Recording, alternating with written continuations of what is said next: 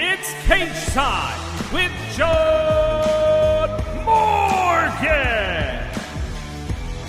And welcome everybody to another episode of Cageside with John Morgan, or shall I say a post UFC Perth pre-UFC 320 Ankalaev versus Alex Pereira edition of Cageside with John Morgan. We are fresh off the heels of UFC Perth, and CFFC was in the Four Bears Casino in North Dakota this weekend. Both me and John were there, and we are going to be looking forward to the big one. UFC 320 from a presumably sold-out T-Mobile Arena in Las Vegas, Nevada. It's Ankalaev versus Pereira 2. Without further ado, let's bring him in. His name is on the marquee. You can follow him on X, John Morgan _MMA. What's up, John? Yeah, man, we got a lot of UFC to talk about, right? But I feel like I just saw you, right? We got to hang out. I mean, obviously, it's always a journey when you're going out to Four Bears Casino and Lodge. I absolutely love it out there in North Dakota. It's so gorgeous. I don't know if you got to see some of the footage, like the big boss man, Rob Haydack and Brad Bolton. They got to go out on the Missouri River and do some fishing. It's just gorgeous up there. Everybody that goes there, the air feels different. You know what I mean? It's beautiful country. You and I both talked about it. That said, it ain't easy to get there. It takes a little time to get there. You know what I mean? So and it's even harder to get back. Let's be honest.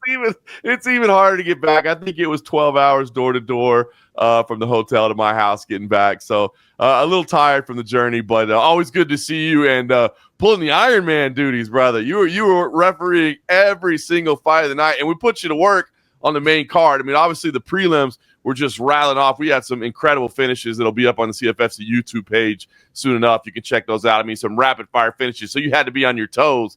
But then during the main card, you just had to lock in and be in the journey because we had 6 decisions. Very, very competitive fights. But, I mean, that's a lot of time for you to be there in the cage. And obviously you've got to be present in every single second, present in every single moment. And we're going the distance one after another. Kudos to you, sir, because I did hear multiple people say what a fine job they thought you did as official. And I know how tough that can be, especially when you're doing every single fight. And it was kind of a lengthy main card. It was a very lengthy main card. 6 fights, highly competitive, good fights, all go to the decision. Even a 5-rounder main event for a CFFC world title. But you know what? I love what I do. So, whether it's 5 first-round finishes or 5 or 6 decisions, it makes no difference to me. I enjoy it, and just logs me more time in the cage, and so I'm always happy when I do that. But let's talk about the travel. The travel. The travel's tough. But hey, I want to give you props though. Because you were the only referee in the night, we were able to actually, as a production team, mic you up so I could hear you all night long. And man, I just honestly, not that you need to hear from me, but the communication that you have with the fighters, with the corners, firm, direct, clear, concise. Man, kudos. It was cool because sometimes I don't get to hear you, and I have to go back and watch it afterwards. And, sometimes the camera mics will pick up a little bit, but because we had you mic'd up the whole night, I could hear every command and every communication you had. Spot on, brother. I think that's such an important thing for an official is that clear, concise, direct communication, taking control of the situation. Thought you did a fantastic job. So, not that you need to hear from me, but I just wanted to give you some props on that. And now we can talk about the travel because it is a journey. And I think we're both still recovering a little bit. Man, it's tough. It's tough, but I always say it, it is so worth it once you get out there. Yes. It's Friday morning, fight day, and I said, now mine's a little different. My obligation is only at the fights, right? Right. Which yours is a little bit different. But for me, I get out there late Thursday night. I get in, wake up Friday morning, fight day. I said, I'm just going to go for a walk. And you walk outside, and you're just in God's country, in this big lake and canyons. And it's just like, this is serene. And it's that murderous travel is actually, very rarely can you really say this. It's worth it. It's worth it once you're there because, it's just an amazing place. North Dakota up there on the land of affiliated tribes reservation. I don't want to mispronounce the actual tribe, so I'm not going to try, but it's an amazing place. And they're great hosts. Oh, the nicest people, man. The nicest people out there. That's what everybody walks away saying, man, just how cool everybody is. And as you said, man, the weather, it was like a high of 75 degrees every single day. You walk out at night, you can see the stars all over the sky, you get that fresh air. So good trip, man. Good fights, good trip. and obviously, came home. And I guess the good thing about a lengthy journey on the way home is that UFC Perth was streaming, basically coinciding like perfect with my trial. I left a little later in the day than you did to get back. And so basically, while it was a lengthy day of travel, I was just watching UFC Perth the whole time. So it actually went by relatively fast. Oh, no. I probably got home before you even left. Right. But I took a 3 a.m. shuttle. So I didn't go to bed after the fights. Right. I met you guys at the bar. I didn't have a drink. I just had 2 cups of water. And then I was like, I'm going to go try and get an hour or 2 of sleep before I leave. And then I laid down in bed and I'm like, I am terrified of oversleeping. Because you miss your shuttle, you're in the middle of nowhere. Yep. You're not grabbing a quick Uber on the way over there. Like, no, you better be on that shuttle. Yeah. And so, no sleep. And it was tough. But anyways, all worth it. But let's UFC Perth. You brought up UFC Perth. So let's talk about it. I'm going to lay it out to you. Do you want to get into the Neil Magny, little bit of controversy, or would you rather get into the Ulberg, Dominic Reyes right off the bat? I definitely want to talk about the Magny situation. Obviously, I want to get your insight on that, but I think you got to start with Carlos Ulberg because, what a performance. And, how high you and I both were on Dominic Reyes and what he'd been accomplishing. Instead, Carlos Ulberg went out there and delivered a scintillating performance with some real meaning in the division. He left zero discussion that he should be. If he's not next in line, he's next to next in line. Like there's zero discussion now. I'm just going to say it now.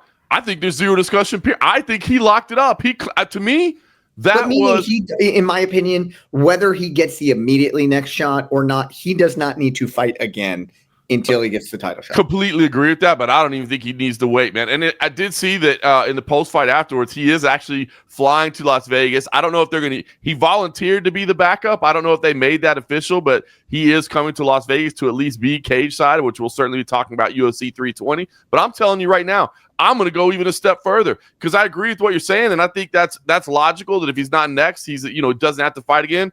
I just say – he's next, period. That was that good of a performance. And it's the total win streak, and it's the fact that it's a fresh name at the top, right? You're looking for those fresh names, those new stars. To get there. Amazing. We talked about it. And you know what? You know what else I want to say? I completely undervalued and misjudged how good Carlos Ulberg would be and what he would accomplish in his career. I did. I'll take it away now. No more doubts for me. But when every step of the way, I'm like, nope, this is the spot where he's going to falter. Nope, this is the spot where he's going to falter. And he just keeps getting better. So I was slow to jump on the Carlos Ulberg train. I think you definitely viewed him as a marketable commodity, right? Good looking dude, well spoken, jacked out of his mind. Yeah. Trust me, I see it at the weigh-ins. All the ladies swooning around him, and that's where all right. There's some marketability here. But I think I undervalued his fighting skills. This was a statement-making performance, and I believe it was enough to get him the title shot, period, full stop.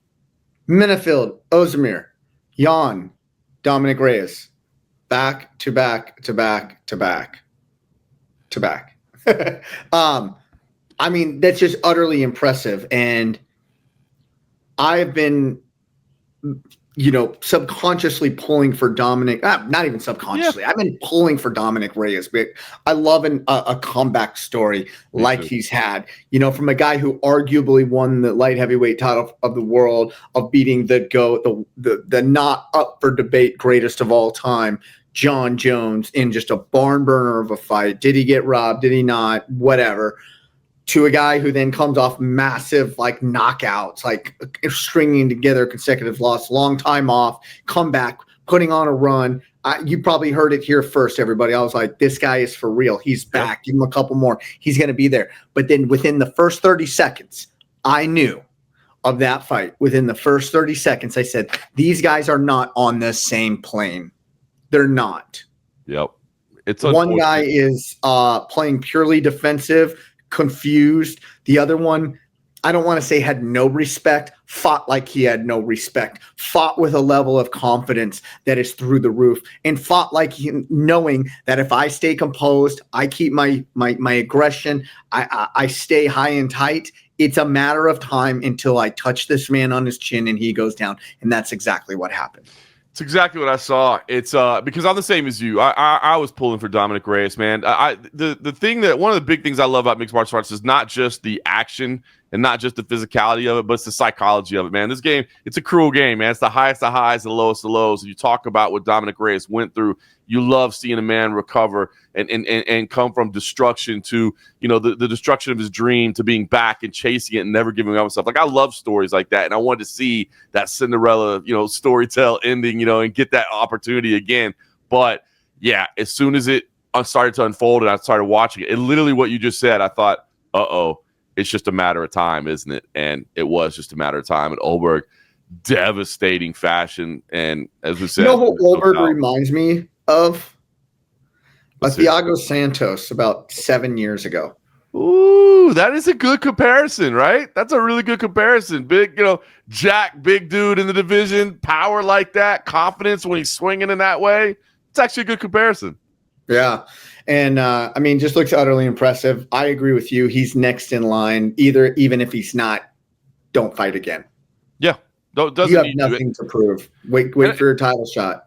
And we'll see. Like I said, it sounds like maybe he's going to be the backup at UFC 320. That's pretty cool if it is. At least that comes with a little bit of an extra paycheck. He said he wasn't going to, let his weight get too high and just kind of keep it keep it for another week. Hopefully his services aren't needed. But at least you could keep yourself in the mix. Now, it's interesting, right? Because we just talked about, now it's a little bit, it's a lot different situation. We talked about Kyle Ohio, volunteering to be a backup when he still had another fight booked. This is a little bit different because if he wasn't utilized here, there would take months before he'd have to fight again. It would be a full recovery. So, I guess there's always risk associated with taking opportunities like this, but I like it, right? I like it because at least you're keeping your name in the discussion, right? Because there is going to be discussion about that light heavyweight title all week long and who's next, and you're out there and you get to do some interviews and you get to be featured. I'm sure they'll take you around and take you to different interview spots. You just keep your name in. This sport moves so fast, right? So I like the fact that he's taking this opportunity and taking this kind of risk and gamble, and I'm looking forward to seeing how it plays out. But great night for Carlos Ulberg and just a great night for the athletes of the region, right? Almost nearly a clean sweep of the board, right? Nearly a clean sweep. Wow, and potentially, however you want to argue it, but yeah, maybe they won and lost one in the same fight, so a clean sweep and -1, in a split. So great night. A great. You like to see these athletes from the region shining in these moments. It means so much for the crowd. It means so much for the athletes themselves. How much they like fighting in front of their home crowd and getting that support and really delivering. So it was a fun night. It didn't go great for my CFFC brethren. Charlie Campbell had a great fight with Tom Nolan as long as it lasted. It was exciting as hell, but he came up short. That was tough. I felt bad for him. And then Andre Petrosky suffered a tough loss against Cam Roaston, who looks like he's the real deal as well. So, but overall, man, entertaining. Petrosky is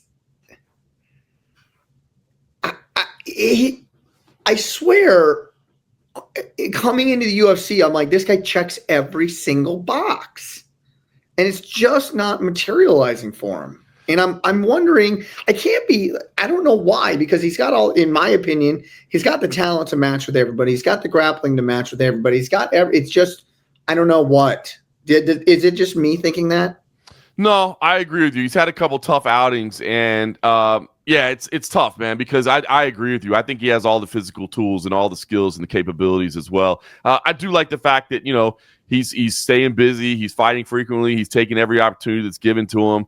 And I think he's becoming, kind of one of those company guy type people, and I think that's important for him. But yeah, I'd like to see something click a little, because I think there's still something there. I really do. I think there's still something there, and this was a tough result. I was hoping this would be one where he kind of, got a big win against a new talent coming in and show that he is that guy. So frustrating, I know, for him, because I know he's as passionate about this as anybody, but hopefully he can find that result, because I believe he has the physical tools. All right, let's set up the Jake Matthews, Neil Magny situation. Yeah. Bit of an odd one, right? Bit of an odd one. You want to lay it out for us, just in case anybody hasn't seen it? Yeah, absolutely. So, Neil Magny, obviously the legend that he is, comes out, gets himself trapped in a choke at the end of round one. Jake Matthews is looking sharp. Late in the round, super late in the round, like 4:58, 4:59, as he's locked in the choke, you kind of start to see the right arm drift back. And when the arm drifts back, the referee jumps in, calls a halt to the contest. You can hear the audio. If you go back and listen, you can hear him say he's out. And as soon as he ends the fight, Neil Magny pops up, says, no, I was good. And the round ends because, it was literally like 4:58, 4:59. And the referee kind of quickly addresses the situation and says, round's over. We'll continue on. So basically looks like he rushes in to stop the fight, believes the fight is stopped. Jake Matthews jumps off celebrating. He thinks he's got himself a win. Neil Magny is protesting because he thinks he's got a loss handed to him. And the referee says, oh, you know what? Never mind. Round continues. I did not say the word never mind. I should say that. He just says that's the end of the round. And they go back to the corners. The fight continues. And it goes into the second round. It goes into the third round. In the third round, Neil Magny, the king of the comebacks, you know what I mean? This dude has had some incredible comebacks over his career. He never quits. He seems to get more and more energy as the fight wears on. He locks in a choke of his own, gets the Darce choke, and he ends up getting the win. So controversy, I think, in a fight that was supposed to be over at the end of round one, but the referee, I think, in an instant realizes he's made a mistake. I think, maybe Neil Magny was out when that arm dropped. I don't know. I didn't get that good camera angle, but the fight wears on and Neil Magny ends up getting the win. So First off, Neil Magny wasn't out. You don't get a reaction like that if you're unconscious. True. You get a delayed response then. Yes. So he wasn't out. I can say that with a 99.9999999% confidence. Okay. Number two, I'm going to play this devil's advocate really quick. Do I think that I'm going to say this? Do I think that the ref thought he was out? Yes. Do I think that the ref was calling an end to the contest? Yes. But the ref has so many outs on this that it's no harm, no foul. Right? It's no harm, no foul. I'm going to play a devil's advocate from here. Here's kind of the way I was saying. John McCarthy will back this up. Clacker. Boom. You point to the clacker. You make some motion to let them know.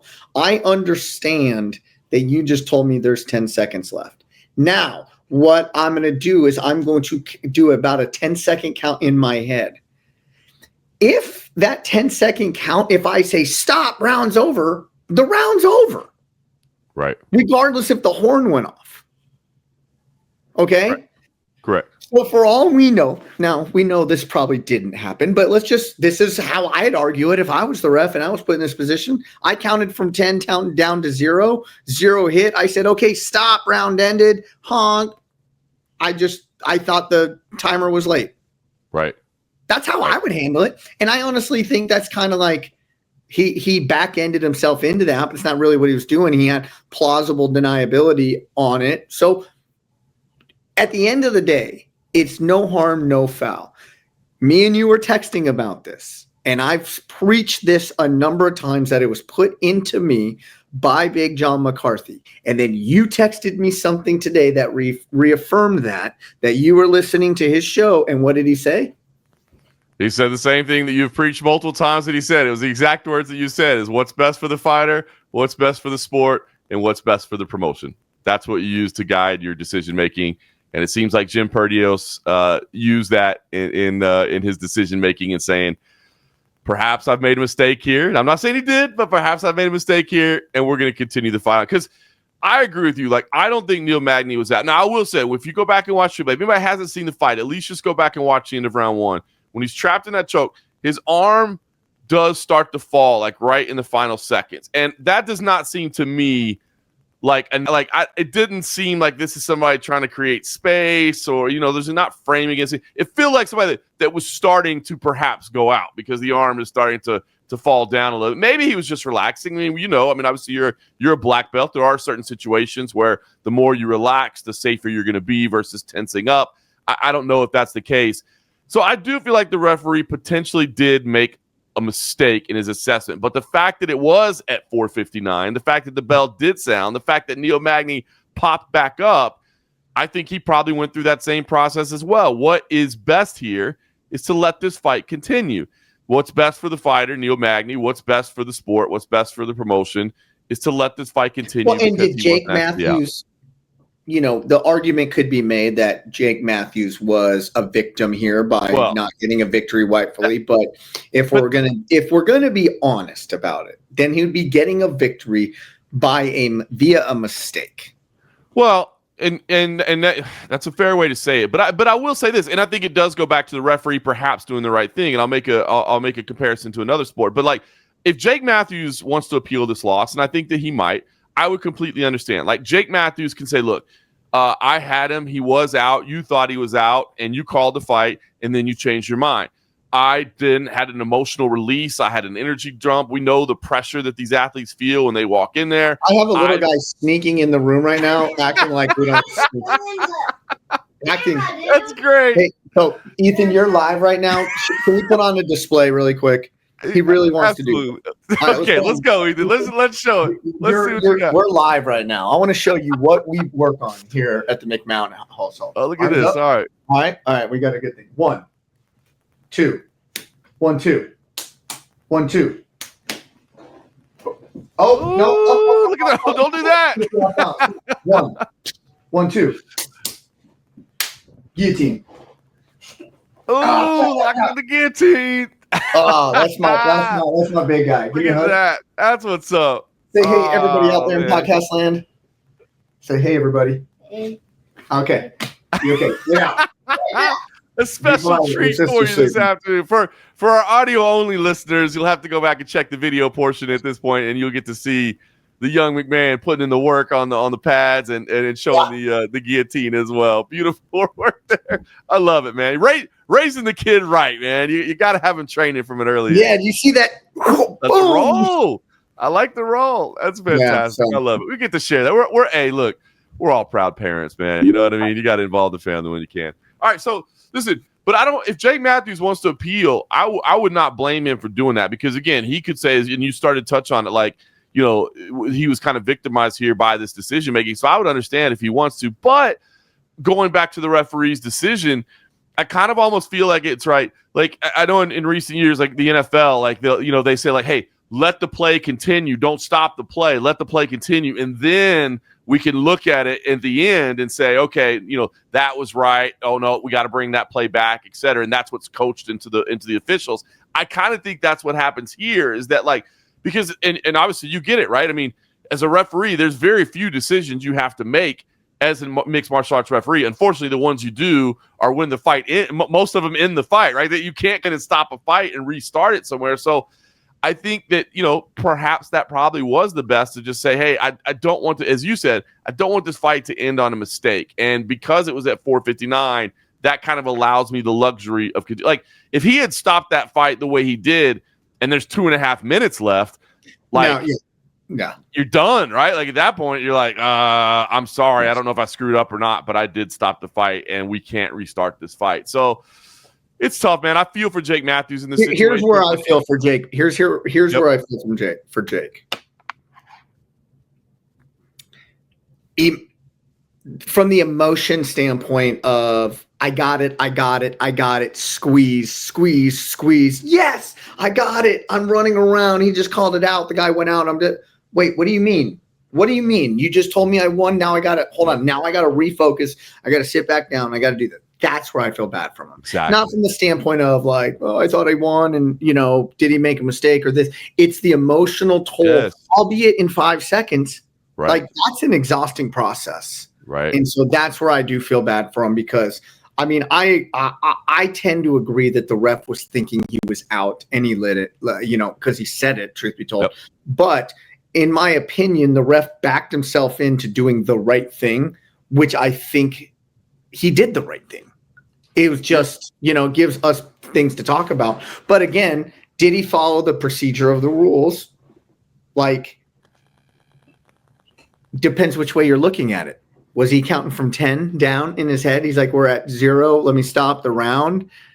Or there's definitely ways you can definitely never be wrong as a referee in that situation. And so for that, no harm, no foul. Yeah, it's an issue. I mean, the good news is, hey, a title didn't change hands. You know what I mean? Like, who knows what they'll do financially? I mean, obviously the UFC sometimes in these situations might award somebody some win money or something along those lines. Jake Matthews, I don't think it halts his progress into who he. I mean, obviously those guys have been around forever. I mean, if the commission did come back, and again, this is a commission situation. This is not a UFC situation, just to be clear. This is not the UFC's decision to make. It's the the Western Australia Athletic Commission. If they were to come back and say that they decided to rule it a no contest, I'll be honest, I wouldn't hate that decision, but I also don't hate what Jim Perdios did here either, to just say let's carry on. But I will say, like I said, if it happened, a scenario, truth be told, yeah. I think, like I said, if it had happened at 2.5 minutes left in the round, you have to stop the fight. Like you stepped in and intervened. But the fact that at 4:59 gives you a little buffer, gives you a little leeway. So, like you said, a little bit of controversy, a bit of a weird situation, but that's this sport, man. There's as many fights as we've seen. And that's why us refs don't get paid the big dollars to make hard decisions. Oh man, you guys have some tough spots, right? And that was a tough one too, man. Just the way that the angle of the face and trying to get in there and see everything. It's tough, especially when you have those chokes and it's kind of face down and you can't really make good eye contact and a clear line. And it was closer to the cage, so it was tough for him to get in there. It's a tough spot, man. It's tough assignments. Yeah, it's a tough job. With that being said, overall good card. Hometown guys did really well. Carlos looked like a savage. And now we're moving on to what that could have an impact going into UFC 320. 320. That's what I was like. What was that? I know. But I mean, Ankalaev, Pereira 2 from a sold out T-Mobile Arena in Las Vegas, Nevada. Now,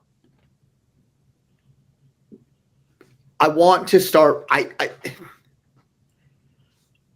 This is a really top-heavy good card. Yes. Okay. And I love to break down fights, and I feel like when we nail it, and when I'm wrong, like I couldn't have been more wrong. You know what I mean?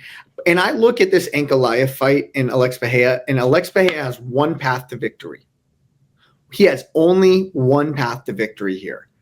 And I don't even think it's with these. Okay? Really? Well, by default, it's going to be with this. The only path to victory I see for Alex Pereira is he needs to tear a leg up within the first few minutes. He has to. He was so paralyzed in that first fight with the threat of the takedown that he didn't do anything. Yep. He literally, Alex Pereira did nothing in that first fight. I was cage side for it. You were cage side for it. He did absolutely nothing.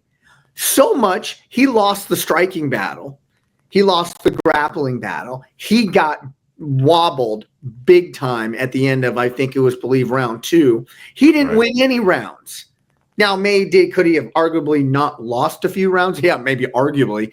But he didn't win anything in that first fight, right? And I look at it as I believe that Ankalaev's striking is good enough that he is not going to get hurt with punches unless you set something up, right? And you have to utilize those leg kicks to then open everything in. You utilize those leg kicks early, and you take the center of the cage. He got walked down the whole fight. He needs to walk down Ankalaev. He needs to stand in the center of the cage. He needs to throw leg kicks, and he needs to beat up that front leg.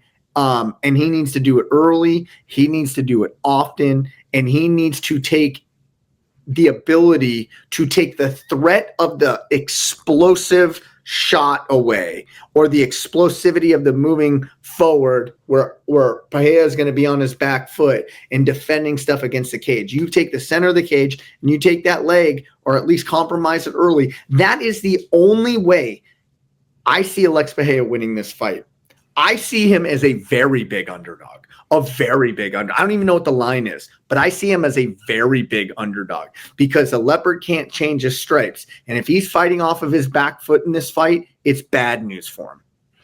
Completely agree with that assessment. It's funny. You say you didn't know the odds, and I didn't either, and I wanted to look him up because I feel the exact same way that you did, to be honest with you, about the fact that he's a big underdog, and the line supports it, right? It opened at minus 180 for Magomed Ankaleav, but it's been bet down to minus 240. I mean, people continue to bet it up. They're continuing to put money on him. The favorite continues to climb and to soar, so he's a minus 240 right now. So, whoa, yeah, minus 240. Alex Pereira.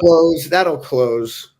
I think it'll come back down a little bit because as we get close, you get that casual money, right? You get the week of, you get everybody's in town, and who doesn't love Alex Pereira, right? I mean, we've all talked about the emotion of the walk. I mean, it's so cool. Like, you got to experience. I'm getting goosebumps now thinking about it because I mean, literally the whole arena like focuses in on that, and it's the patience, and he hits it. I mean, it's a great entrance. It really is, and that's gonna be a fun emotion on Saturday night. But I agree with you. And, a leopard can't change his spots, especially in 6 months. You know what I mean? It's not like you spend a ton of time going back to the drawing board. You fought some different opponents, implementing this new strategy and this new style, the adjustments that were made for Magomed Ankaleav. You tried it out against other people. Now, I will say Pereira, who's not one to make excuses or anything. He's kind of alluded to things there were some things going on. I don't really want to talk about it, but there was some stuff happening, and I appreciate him not wanting to make an excuse, and I take him at his word that maybe there were some extenuating circumstances, but this, it's also not like Magomed Ankaleav is just some guy that, I just wasn't executing that night. Like, I definitely should have beat this team. I definitely should have beat this guy, but I just wasn't performing. No, I mean, you can be performing at your best, and you can still end up losing this guy. Magomed Ankaleav, I think, continually has been one of the most undervalued and underrated athletes in the division, maybe because his style isn't always the most exciting. I mean, he does have a lot of strike. He's not a pure grappling base. I mean, you think Russian all the way, and you're like, oh, he's just a grappler. No, he's not. He's got some great striking. He said he was going to outstrike Pereira, and he did. And he did. I mean, he will utilize the clinch, obviously, to his advantage. He will try to nullify. He's not going to just stand in the pocket at range and let's do rock and sock and robots and see who falls first. He will tactically outstrike you. He's very patient. He's very smart. He's very physical. And so I think a lot of people are, kind of undervalue him. And there's the language barrier and that sort of thing. Although I will say, Magomed Ankaleav, I think is crap out of from Google Translate back and forth. I know, it's great. I was gonna say he does have some personality. I've always enjoyed. He always kind of comes in with this like wry smile, and like you said, they're using the Google Translate. It's great. So, but did you see that in the PI? 100%. Where they're talking smack to each other using Google Translate. It's the best. It's the absolute best. The greatest thing ever. Use that technology to your advantage, right? I got. Have you seen the new the iPhone 17 thing with the earplugs? They like translate for. That could be a game changer. Boy, the UFC's got to line up on that. I know they got to deal with Meta, but that'd be cool. Like people talking shit back and forth to each other in foreign languages. But neither here nor there on that. But I do think that's cool technology. We'll be tracking that. Well, with that technology, I wonder if they could put it into the broadcast. That'd be super. I mean, can you imagine like press conferences and stuff? I mean, right, and it just coming through your TV system as the other language. Without a translator.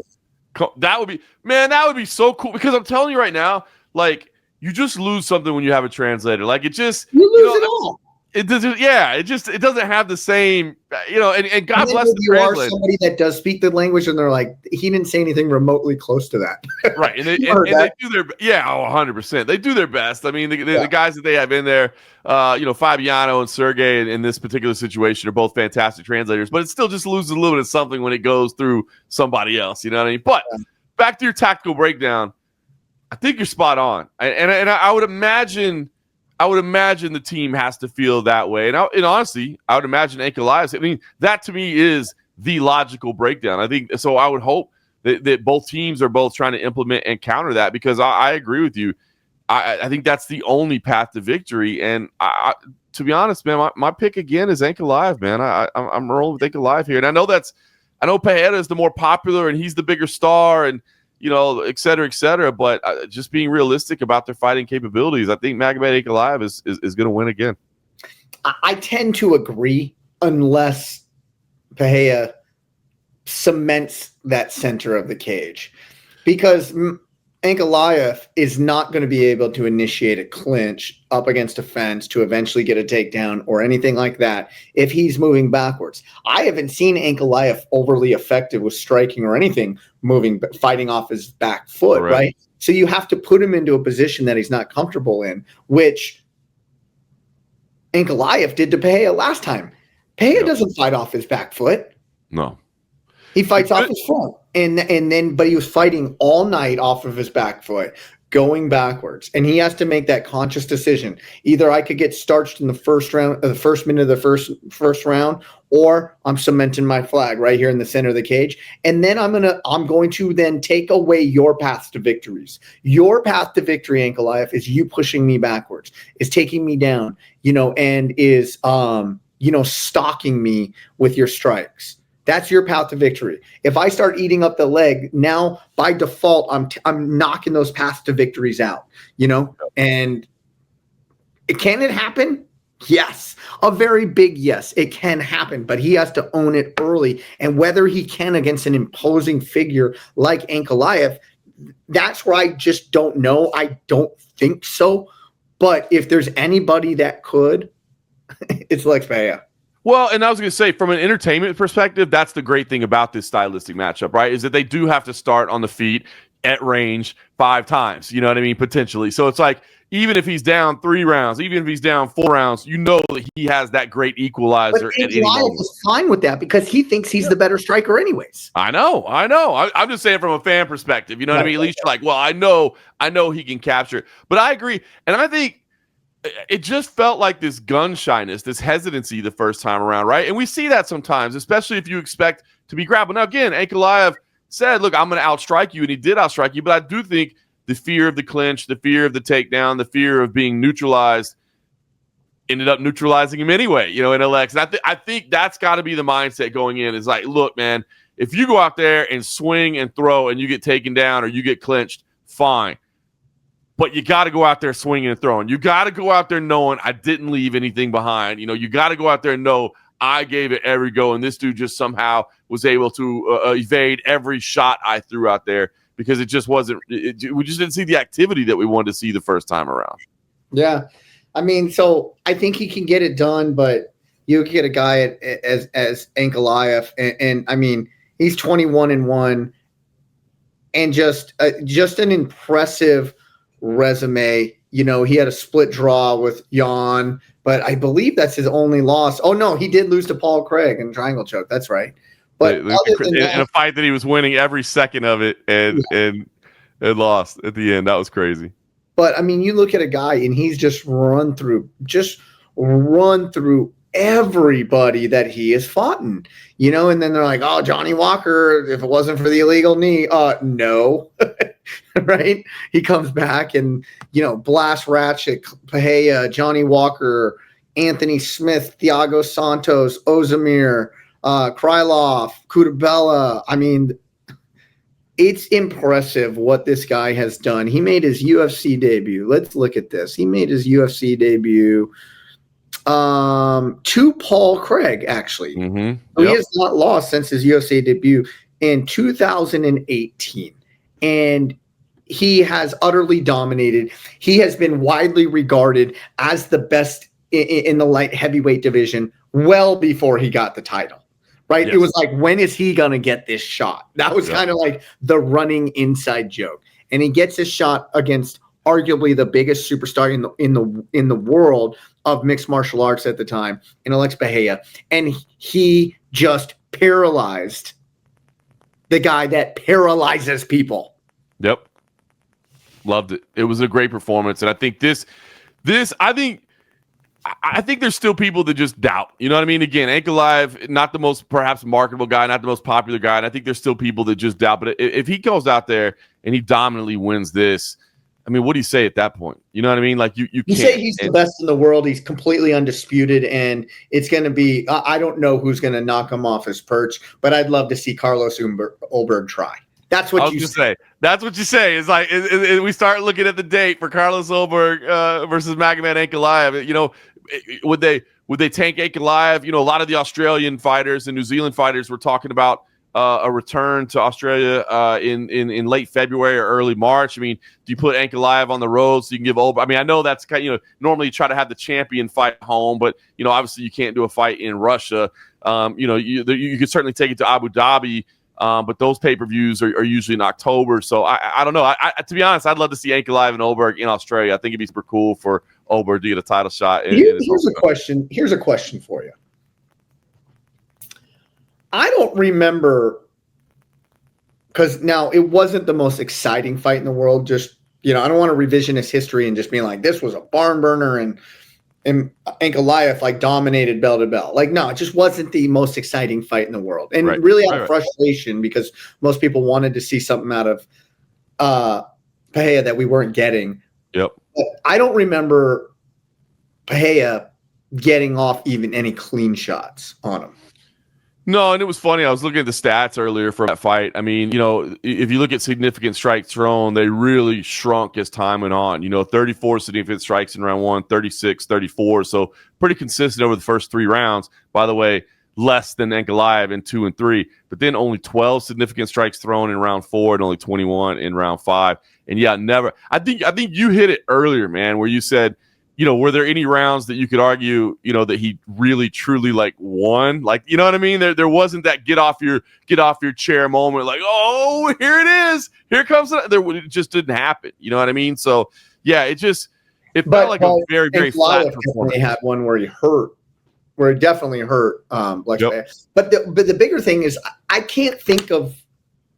The only reason I asked that, did he get hit clean at all in that fight, is because I don't remember Ankalaev getting hit clean at all. No. When has he gotten hit and clean? I'm sure he probably did in the Jan fight, because Jan hits everybody clean, and Jan is very, very, very good. But I don't remember him ever getting hurt, ever being in any danger in any UFC fight. I can't think of. And so, like, this is just going to be the one that changes it when we have an A-to-A comparison 6 months ago. I don't see it. Yeah. I agree. That's what I said. It was, we saw the same opponent 6 months ago. If this is a rematch 2 years in the making or something along those lines, you're like, well, the adjustments, the things that have changed, the evolution, et cetera, et cetera. I just don't see it. I just don't see it. Now, again, the great thing about Pereira is he one shot can change everything, and that's great. Again, from an entertainment perspective, that makes it fun, because there's always going to be tension in the air, because you can fight perfectly and make one mistake, not even make a mistake, zig when you're supposed to zag, whatever the case may be, and he can end it quickly because he's got that one-shot power. So that makes it entertaining. But I just think Ankalaev proved himself as the more rounded fighter, and he is good on the feet. It may not be, quite as flashy, but he's just very technically sound. Rolling with shots, defending, seeing everything. Here's where it's going to give Pereira where he's going to have a harder time, in my opinion. Albeit, I love to watch the guy fight. He may be one of my most exciting fighters to watch. I'd love to see him get the strap again, just because I love the UFC when big people are, when the stars hold belts. It's just great for the sport, right? But with that being said, this may be a hot take, but I've said it on this show before. Like, Alex Pereira doesn't fight long. For a kickboxer, he does not fight long. He's not sticking at range with this jab and front kicking, push kicking, keeping him at range, where he has to close that distance to hit that devastating left. He's not a looping left-hand, hook thrower. He has to throw it almost as a smaller check hook on the inside. And so he's not ever going to get that moving backwards. And I don't think Ankalaev does fight a lot rangier. He's all the way in or he's all the way out. He's all the way on the inside in that clinch, or like he was doing before, he was jabbing and moving and kind of picking Alex Pereira apart. So I like, again, a leopard can't change its spots or stripes or whichever one it is. But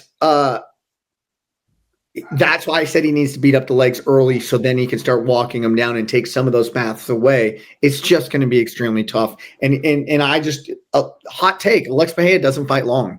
No, you're absolutely right about that. I mean, it is kind of compact for as rangy as he is, right? Just the way he does. I mean, obviously he generates a lot of power by keeping everything in tight. But I agree, Ankalaev, I think, as I said, I think he's really good in the fundamentals. You know what I mean? I think he is really good with his range, with his spacing, with his understanding of it. I think that's one of the things that makes him so effective. Again, maybe not the most exciting at all times, but just incredibly effective, like a master of it, of the basics. And that is, such a key component of it. So it's a tough challenge. It's a tough challenge. Like I said, I'm rolling with Ankalaev here. And I agree with you. Like,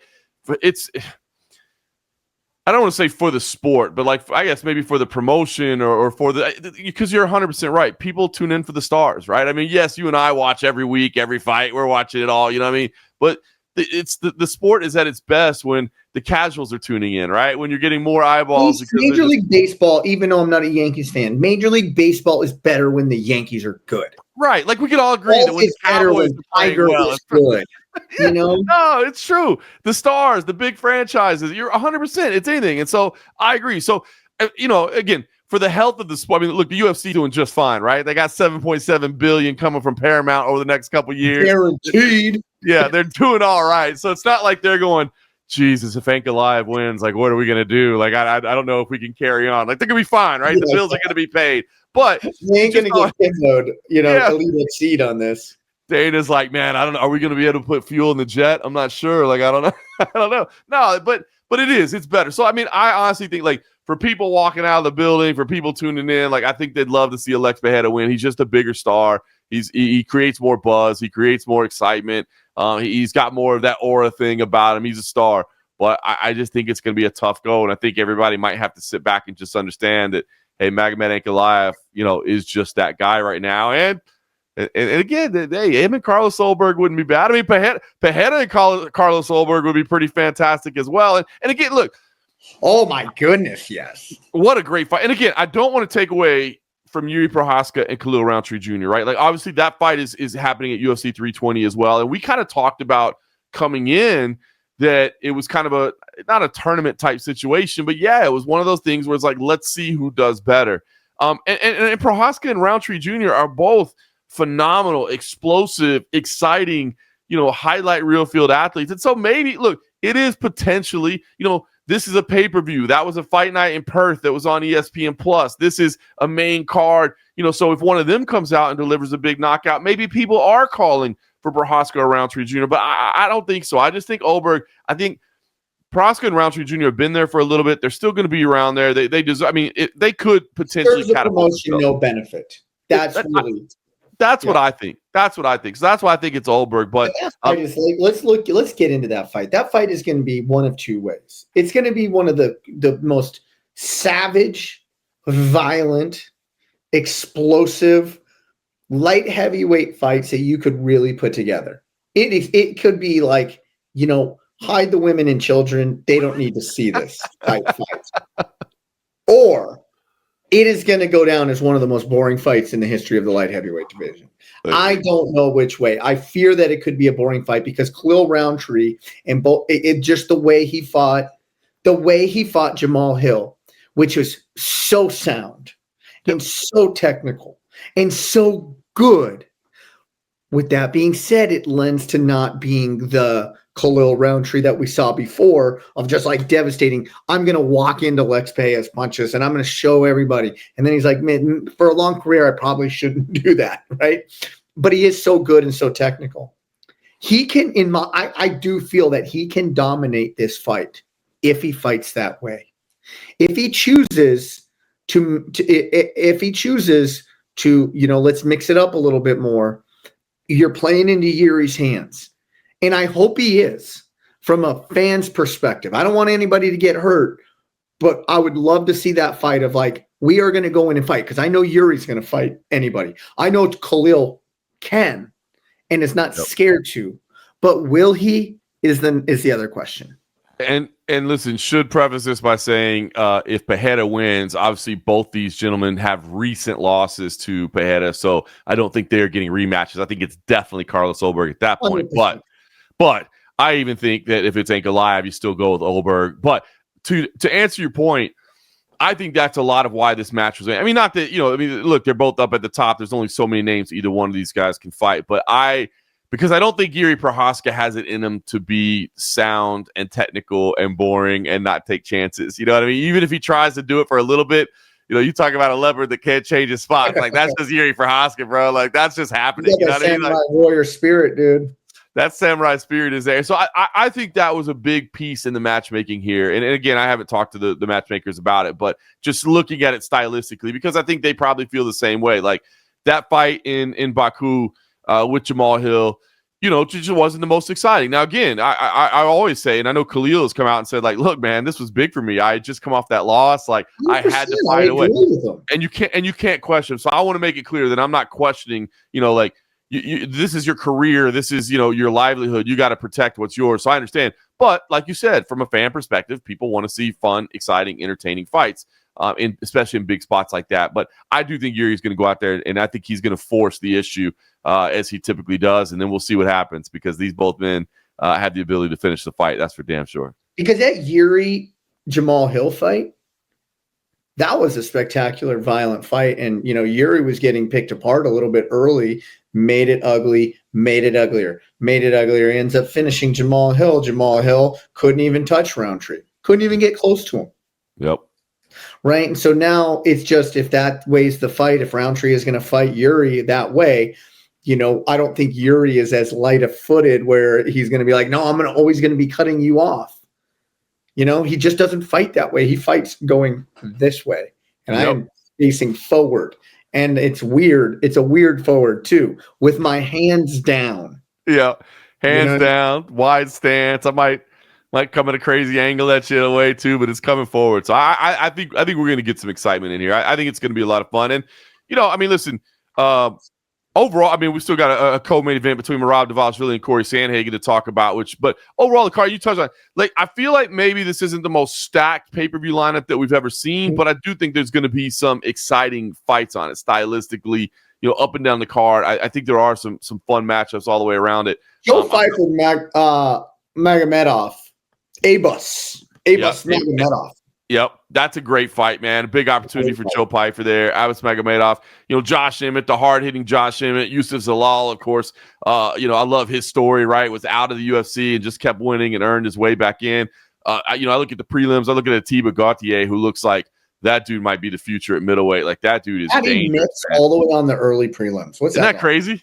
That's crazy, man. Patchy Mix down there on the prelims is wild to see, but that's how quickly things can change for you, right, in the UFC. But maybe that's a good thing. Maybe he just gets to retreat a little bit, not deal with the hype, not deal with the attention, and just kind of focus and recovering. So I think it's going to be a fun fight. Always fun to watch fight. Oh, always. Every time. Against Ferry Basharat, that'll be a great fight. So I do think, again, this is going to be a card. I think it's going to be heavy on entertainment value. I think it's going to be exciting. One of the last 3 pay-per-views that the UFC is going to be asking you to pay for over the next 7 years. How cool is that to think about? Or count down the pay-per-view? I've had it with the UFC. I'm only paying for 3 more pay-per-views, and then I'm done. That's it. I'm done. I've been paying for pay-per-view my whole life. I'm only paying. You got 3 more out of me. That's it. I promised my wife. Look at this. I got mind control over my wife. I promised my wife. She said, listen, your spending's on getting out of control with UFC pay-per-views. I said, listen, babe, I promise you, if you let me, these are huge cards. Just let me buy the next 3. Just let me buy 3 more pay-per-views, and I'll never buy another pay-per-view, at least for the next 7 years. I promise you, for 7 years. Oh, man. That's great. That's a beautiful thing. Oh, man. I can't wait. But, again, we still got a few months to get into that, but I am excited about what that's going to mean for everybody. Just to open it up, man. I honestly believe. Well, and you've seen the schedule. They're adding more dates. They're literally, I think they're running 46, 47 out of 52 weeks of the year. It's ridiculous. Yeah, it's going to be super busy, man. Adding UFC BJJ dates, adding Power Slap dates, adding everything, man. They're just growing. And again, I really do.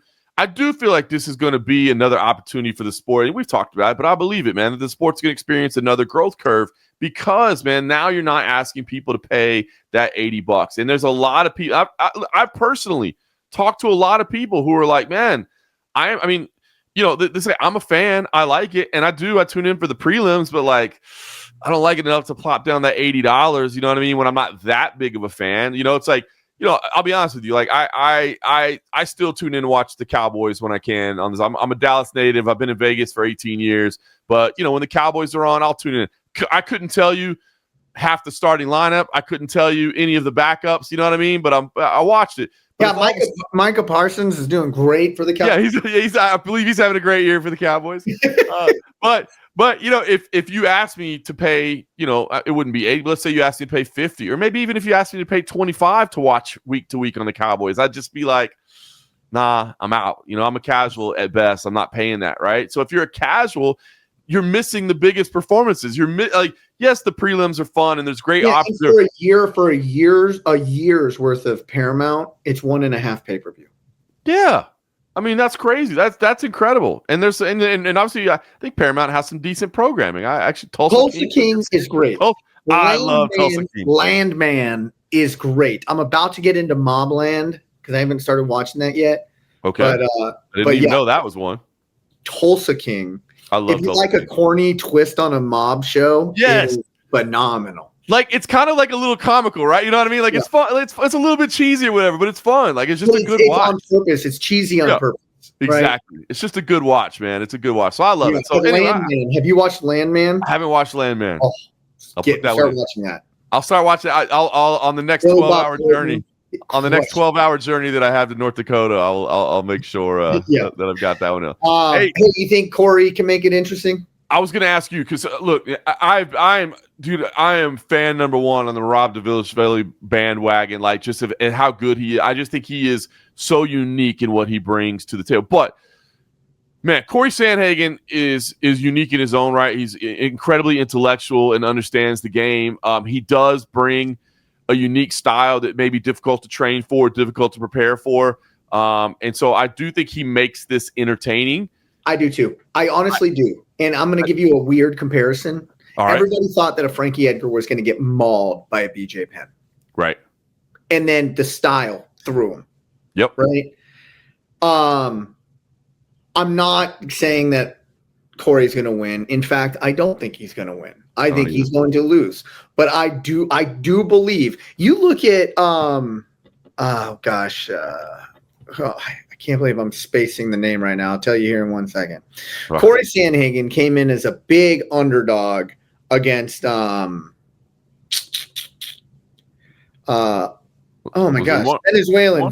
fighter. Chito Vera. But he's not Venezuelan. But I know what you're talking about. Ecuadorian. But once you hit that region of the world, I knew what you were to say. He came in as a big underdog against Chito. Yep. Chito. And his style completely gave him fits. Yeah. And he ends up dominating. I think it's going to be a little of that. I do think Merab isn't going to be able to just run forward all the way. He's going to have to eventually corner Cory Sandhagen, which I do think he will eventually. But I think it's going to be a little bit harder. He's not going to get him down in the first minute of every round like most people think it's going to happen. Agreed. You know, and it's going to be all I'm saying is it's going to be a lot more difficult than people think. That doesn't mean I think Cory's going to do a lot of damage, or I think that but I think it's going to be a riddle that, you know, eventually you're just going to have to wear him down to solve. I don't even think you can solve the Cory Sandhagen riddle to a degree. I don't think Merab can. As I just think eventually he's going to get his hands on him, get him down, and then it's going to be academic from there. And it's almost going to be a rinse and repeat every round. But I'm very excited to watch this because this is a very non-traditional fighter versus Merab has fought in very traditional type of fighters. I mean, you look at Magomed, albeit unbelievable. You know, he's got the good striking and the good wrestling. O'Malley, you know, although be wider stance and a little bit more dancing, still very traditional to a degree, right? Yeah. And that's the type of fighters he's had. Now this is Sandhagen. He's going to be switching stance. He's going to be dominant cruising, like backstepping left, backstepping right. And it's just going to be a different type of ball game for Merab. He's eventually going to find it. He's eventually going to get him. He's eventually going to get him down. But I'm interested to see how long that's going to take him. And I think this is going to make Cory Sandhagen's stock rise. I truly believe it.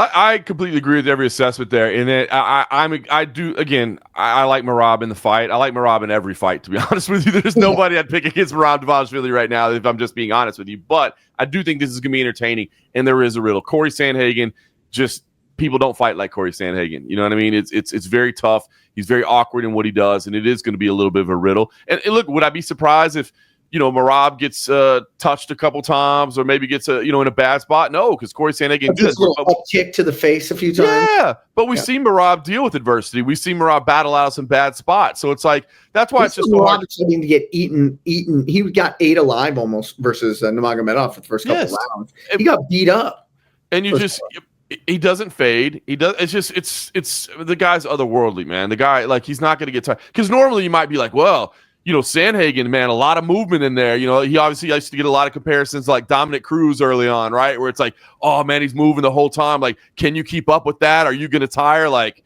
we're not even going to ask that question. Like, that's dumb. Like, is Merab going to get tired? Like, come on now. So, but I think it's going to be a fun fight. And I think that's what's tough is that I think a lot of people right now, because you don't pick anybody against Merab, you see a Merab title fight and maybe don't get as excited for it because you feel like the result of it. But I think this is going to be worth your time to watch. I think it's going to be fun. I do predict that Merab Dvalishvili keeps his belt, but I think we're going to have some fun scrambles, some fun exchanges, two high-paced, high-level athletes going at it in the bantamweight division. So I think it's going to be entertaining. I do see Merab hanging on, but I think it's going to be fun. I mean, let's just look at this. Cory Sandhagen has not been finished since 2020 in Aljamain Sterling. Yeah, he lost to TJ Dillashaw, split decision. He lost to Peter Yan, decision. He lost to Umar Nurmagomedov, decision. Okay? He has 5 total losses in his career. And I think that's why you see that 5 people don't. But nobody, I mean, yeah, did these guys, did Umar decisively win? Yeah, he did. But it's not just an easy fight. Like, I just don't see Merab going and just completely running through him. Do I think he's going to win every round? I do. But I think it's going to be fun. I do. I do too. That's all we ask for, right? I mean, that's entertaining, and you just see what happens. You roll the dice, you have some fun, and you enjoy the matchup. And crazier things have happened, but and that is the great thing is anything can happen in the sport of mixed martial arts, which makes it so fun. But Merab's about as close to a sure bet as you can get right now in the sport of MMA, man. He's just that dominant. So what do you got this week? I'm going to be heading out. Well, I'll be at Dana White's Contender Series. Obviously, that season is winding down. I'll be there on Tuesday night, but then I fly out Tuesday night to Atlantic City, New Jersey. The third of 4 consecutive weeks for CFFC in action. We've got NextGen 2 at the Hard Rock Hotel and Casino on Atlantic City on Friday night. So I'm looking forward to that. It's our second ever all NextGen series event. The first one was incredible. Everybody that was in the building at Soundwaves absolutely loved it. So if you can buy tickets, come show up. If you want to stream it, it'll be on onlyfans.com/CFFC MMA. So you can check out the action there. It will be a lot of fun. And then I'll fly back on Saturday for UFC 320. But I think you got a busy week coming up too, right? The schedule is about to change for Eric McMahon here very soon. I believe there is a NBA season looming very shortly. There is an NBA season, but my dance card is extremely full. Let's start off. I was in North Dakota this past weekend with you, and then Media Day, which is tomorrow for the NBA, for the Memphis Grizzlies, or Monday. We're filming a day early because I have a Media Day tomorrow. Yep. Which it signifies the start of the NBA season. Okay. That's when the players report to training camp. That's when all the media gets their availability and all the pictures are taken, yada, yada, yada. It's called Media 82-0. 82-0. Let's go, Grizz. That's Tuesday. I fly to Las Vegas on Thursday. I am reffing Power Slap on Friday. Look at this guy, huh? I am taking a red eye home. Straight from Power Slap, I'm going to the airport, and I'm going to take a red eye home because then we have the open practice, which all the fans can go to the open practice for the Grizzlies on Saturday at noon. So then I'm going to go straight from the airport to open practice, work that. On Monday, I fly back out to Las Vegas, Dana White Contender Series next Tuesday, right? I'll fly back Wednesday, have an NBA preseason game that night, Wednesday night. Look at this. Then I have LFA on Friday. Much respect. Look at this guy. I thought my schedule was busy. Look at you stepping the game up, man. All over the place. I love it, man. Good for you, brother. You deserve it, man. You put in the effort behind the scenes, man. So glad to see it's paying off. You deserve that, man. And I guess I'm sad I can't be here at the Fountain Blue on Friday night. I know, man. I'm really bummed that I need somebody there to calm me down, saying, you know what, Eric, if you don't know these power slap rules, nobody does. It's all good.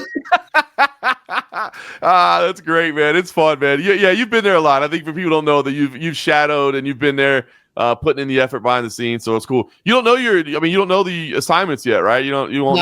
I won't get that until day of, but I do know. Do you know if you get some lead spots, or is it like just the secondary referee, or you don't even know that yet? I have no idea. I have no idea whatsoever. I know it's going to be me, Herzog, Mark Smith, and Kerry Hatley. So nice.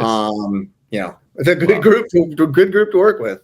I will not be able to watch it live because I will also be on air in Atlantic City. Although with the time difference, maybe I can. I mean, obviously I'll be on East Coast, you'll be on West Coast, so we'll see. Maybe with the time difference, I can at least tune in live. But if not, I'll definitely be watching the replay to see you up there because Power Slap's crazy, man. Those it's a party inside there. The Fountain Blue, man, they've got a great partnership over there. It's a party. I know people debate it and I hate it and whatever. I'm telling you, go to one live. And you will change your opinion. I say that to everybody. I said, don't just watch the reels. Watch an event. Yep, 100%. Don't hang out. Reels, and even if you don't like the reels, you're dumb because they're amazing. The reels are amazing. The highlights are great. It is a sport just made to produce viral moments, man. It's nuts. Oh my gosh! But I'm actually really excited for it. I'm super nervous, but. That's cool. And then you're back for Contender. When you get big opportunities, you got to jump on it. You know what I mean?